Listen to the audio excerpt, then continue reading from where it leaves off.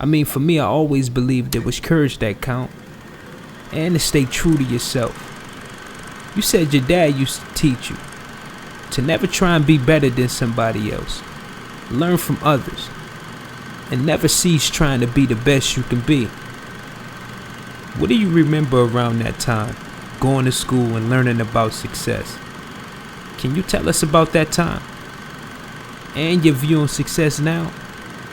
I remember the professors that I'd had that talked about success in school, and I remember that. And then about this time I ran across a verse that struck me.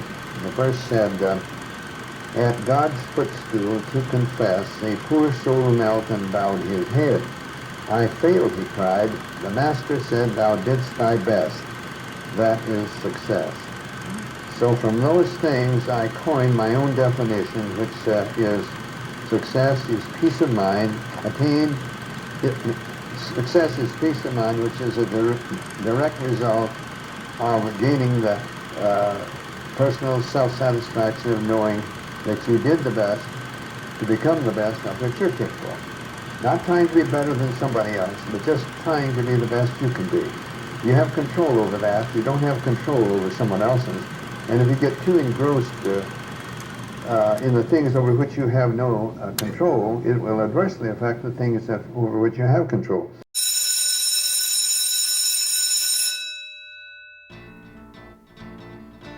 Leaving Mr. Wood in class, feeling blessed as usual. Now, he always said that us young people need models, not critics. He definitely fits the mold of someone to follow, who represent excellence. My name is Napoleon, by the way. They call me Polo around here. Nice to meet you. Being a true point guard isn't easy, but it sure as hell shouldn't be hard either. The courses here are taught by 5 of the greatest point guards of all time. So you gon' learn a lot. But it is worth it, trust me. Over there is Mr. Paul. He is considered by many one of the greatest point guards of all time, even though he hasn't made it past the conference semi-playoffs. 3rd all-time in assists per game.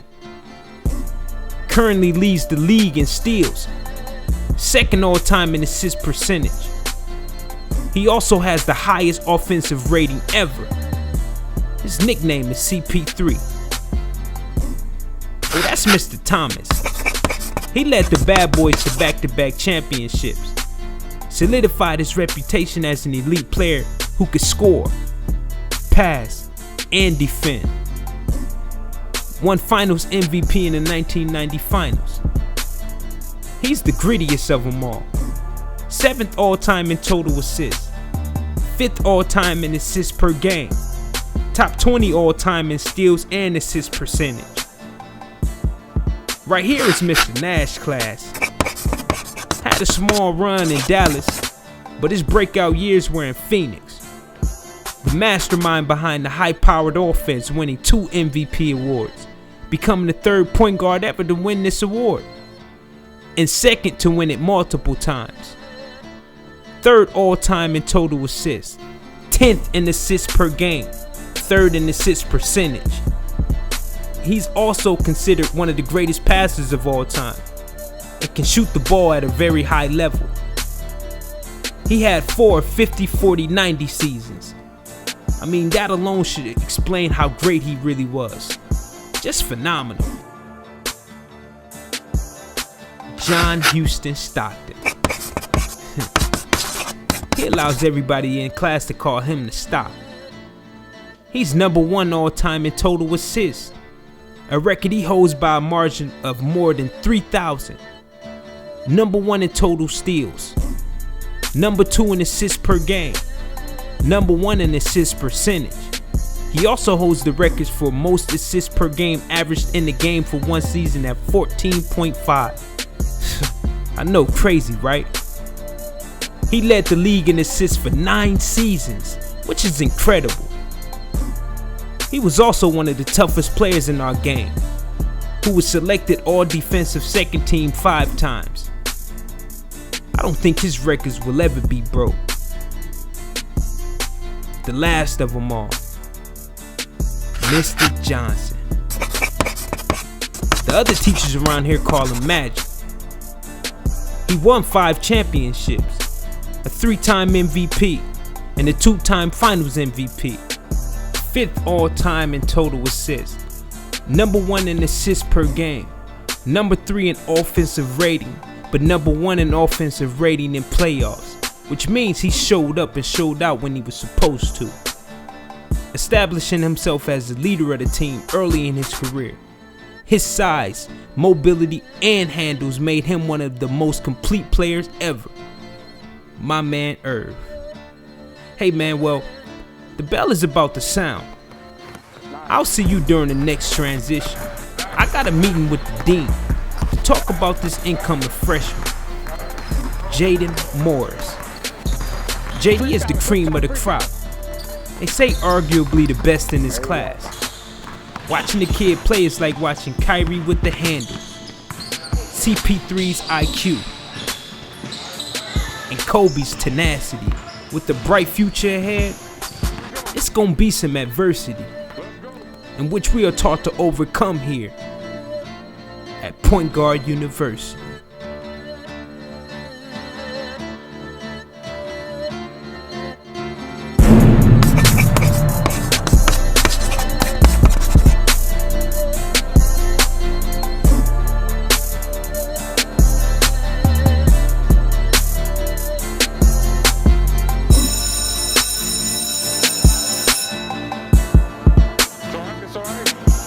Next one, boom.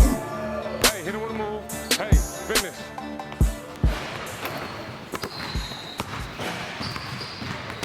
Ready? Go. Boom. Nice. All right. Two more times. Here we go. Boom. Back, retreat, hit with a move. Boom. Finish. Synthesis. Nice. Two more. Synthesis. Synthesis. Boom. Boom. Synthesis. Boom. Finish. I'm Jayden Morris. I'm 12 years old and I'm from Sacramento, California. See, boom, you got him. He cut you off. Boom. He gonna cut you off again. Boom, pull back. Shot. Ready? Go. Who's the best point guard in basketball as you see today?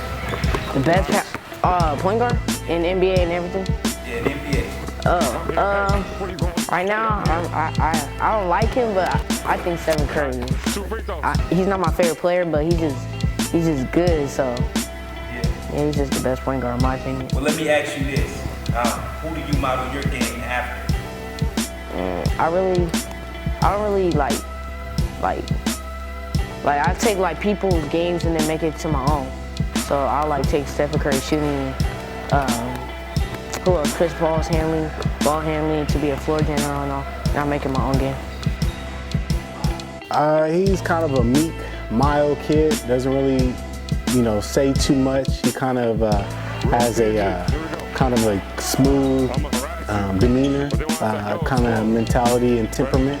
I know a lot of parents and coaches and scouts, when they've ever approached me about him, one of the things that they've always kind of spoken about is his ability to stay poised, as I use the word being poised, because he's never really rushed out on the floor, on the court.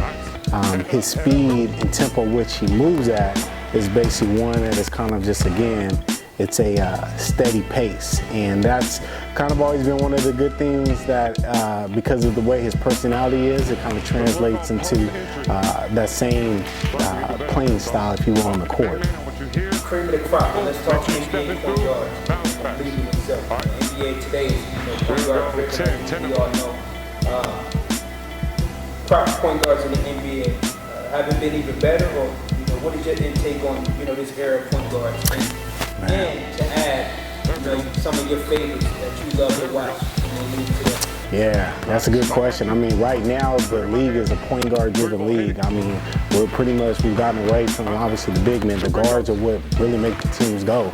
A la Chris Paul, Damian Lillard, Russell Westbrook, Steph Curry.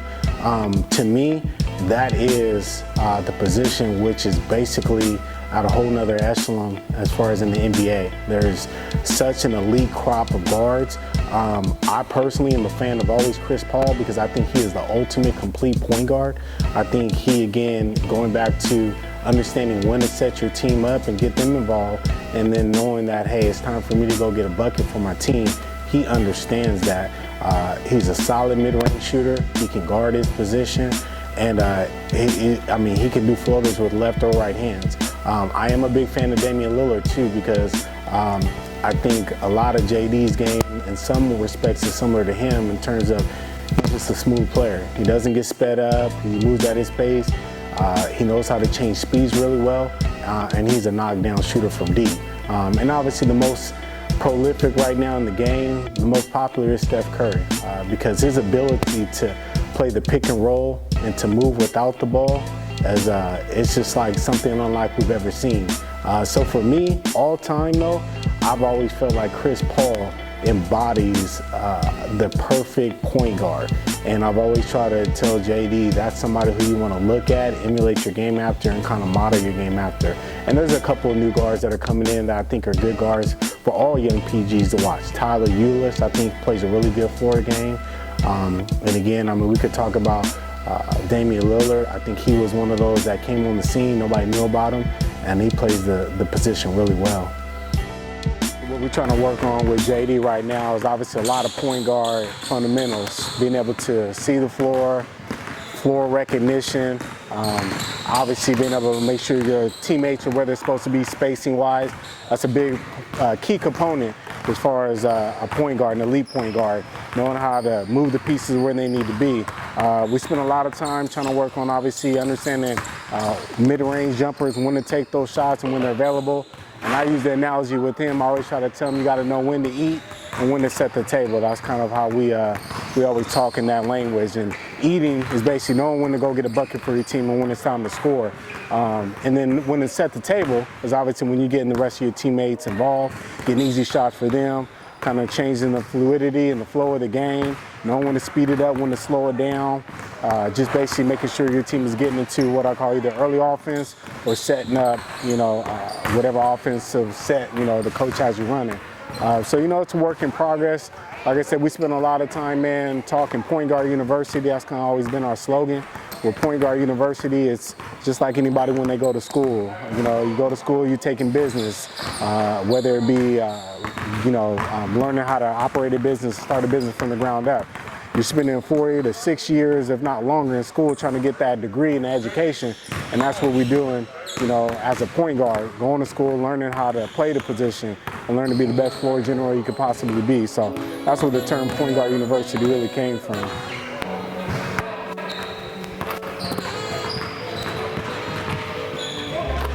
Nice.